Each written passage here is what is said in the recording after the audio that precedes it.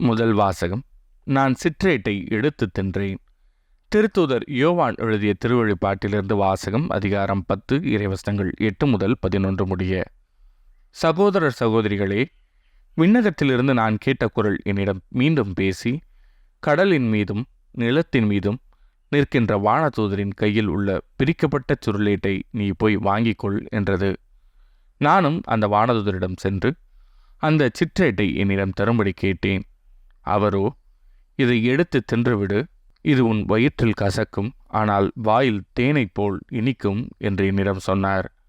உடனே வானதூதரின் கையிலிருந்து அந்த சிற்றேட்டை எடுத்து தின்றேன். அது என் வாயில் தேனைப் போல் இனித்தது, ஆனால் அதை தின்ற பொழுது என் வயிற்றில் கசந்தது.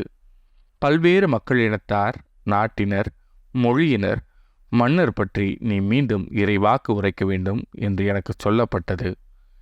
இது ஆண்டவரின் அருள்வாக்கு. இறைவா, உமக்கு நன்றி.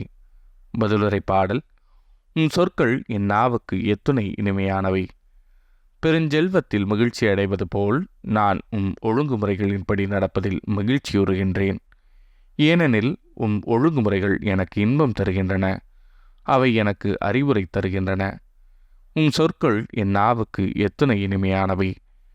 நீர் திருவாய் மலர்ந்த சட்டம் ஆயிரக்கணக்கான பொன் வெள்ளி காசுகளை விட எனக்கு மேலானது. உம் சொற்கள் என் நாவுக்கு எத்துணை இனிமையானவை. என் வாய்க்கு தேனினும் இனிமையானவை. உம் சொற்கள் என் நாவுக்கு எத்துணை இனிமையானவை. உம் ஒழுங்குமுறைகளை என்றும் என் உரிமை சொத்தாய் கொண்டுள்ளேன். ஆகவே அவை என் இதயத்தை மகிழ்விக்கின்றன. வாயை ஆவென திறக்கின்றேன், பெருமூச்சு விடுகின்றேன்.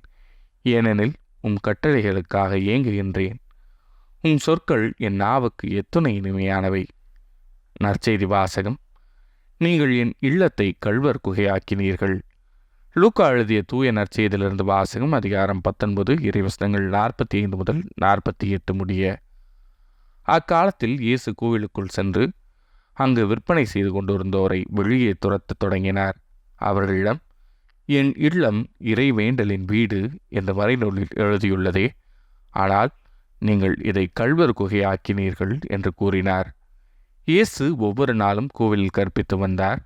தலைமை குருக்களும் மறைநூல் அறிஞர்களும் மக்களின் தலைவர்களும் அவரை ஒழித்துவிட வழி தேடினார்கள். ஆனால் என்ன செய்வது என்று யாருக்கும் தெரியவில்லை.